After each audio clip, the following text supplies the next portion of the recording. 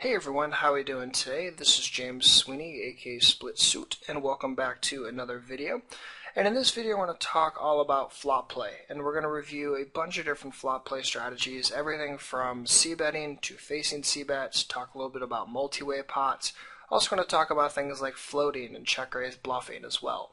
So this video is pretty much going to try to hammer through most of the flop situations that we tend to see on a regular basis. And we're going to talk about even some other situations, so throw a board out there and say, okay, if this card were slightly different, how would we approach it, blah, blah, blah. So this video should be pretty jam-packed, should definitely help you with your flop play strategy. So if you feel confused on flops, this video should definitely start helping you feel more comfortable and confident. So without further ado, I'm just going to jump right into it, start having some fun, and start solidifying our flop play. Okay, in this first situation we have Jack-10 suited and raise from the cutoff, get called by the butt, and go heads up to it, and end up catching top pair with no kicker.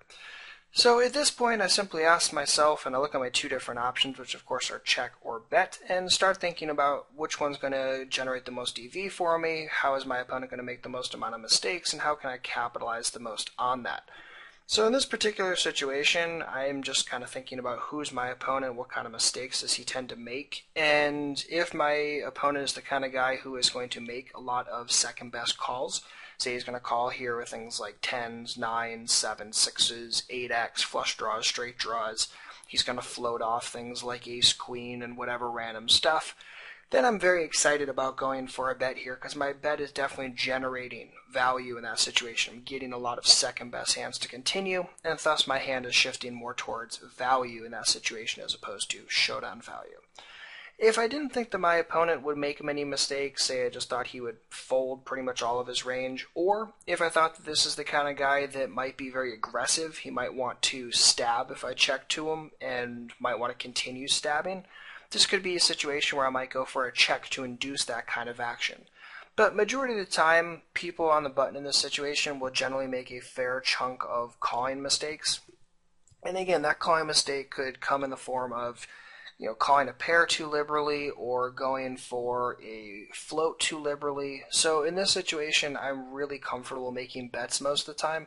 But again, if you thought that your opponent was more likely to make a lot of stabbing mistakes, or you didn't really want to face a raise that you were expecting a lot, or you just thought that checking would induce the most amount of EV, there's really nothing wrong with that. But again, just make sure you're thinking about who your opponent is, how he's likely to make mistakes, and where you can generate the most edge. And for the record, if you bet here and he folds, there's nothing wrong with that. He's not going to be able to have something that can continue every single time. In fact, what I would do is, and I tend to do this a lot against regs in my game, is I would just simply take a note that raise cutoff, he called in position, I c-bet on a Jack-8 4 board, and he folded.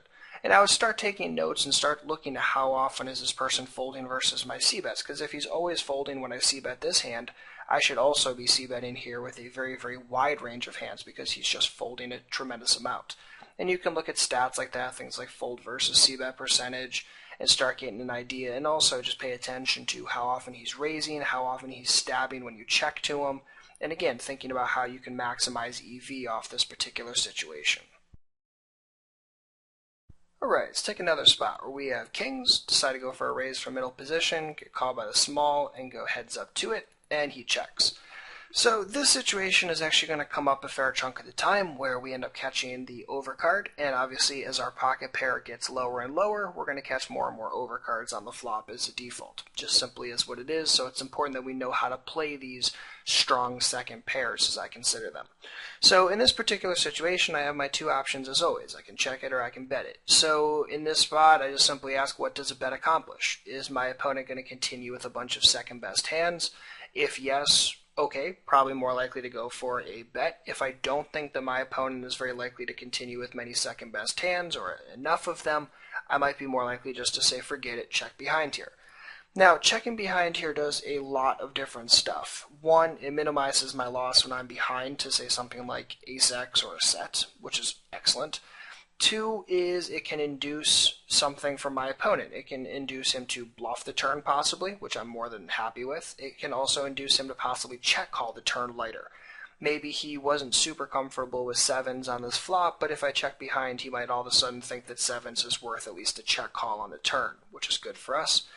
And all the while, again, you're just giving yourself a chance to maximize off a decent part of his range, especially when you think that a bet won't accomplish much. So I can totally be on board with a check behind here and just play poker from there. And this is why being in position just makes life so much easier post-flop, because you're able to figure out and you're able to pot control easier rather than playing that more of a guessing game out of position. So in this situation, we check behind the flop. He decides to bet the turn. So when he bets the turn, it's kind of just a standard call here and then feel out the river, make a decision as best as possible. 9 on the riv, and he decides to check. So at this point, you just ask yourself, would a bet accomplish anything? If yes, okay, maybe I'll go for it. If not, I'll probably just check behind. And let's say instead of checking, he had bet this riv. Say he bet the riv for, I don't know, $12. Just make a decision. Do you think he bluffs enough like that? Do you think he has enough second best stuff in his range? Do you think that he would bet something like tens or jacks on that riv? And if so, okay, a little more likely to make a call. If you think that his betting range is really only filled up with things like ace X and stuff, then obviously I'm not very likely to make it. So you do have to use some judgment, and that's, again, kind of what happens with these strong second pairs or top pair of the janky kicker type situation. You get in that spot where you kind of have to feel it out. But just simply ask yourself, would your opponent bluff enough at the time? If so, okay, probably going to look it up. If not, well, probably easy situation just to fold and not feel too bad about it.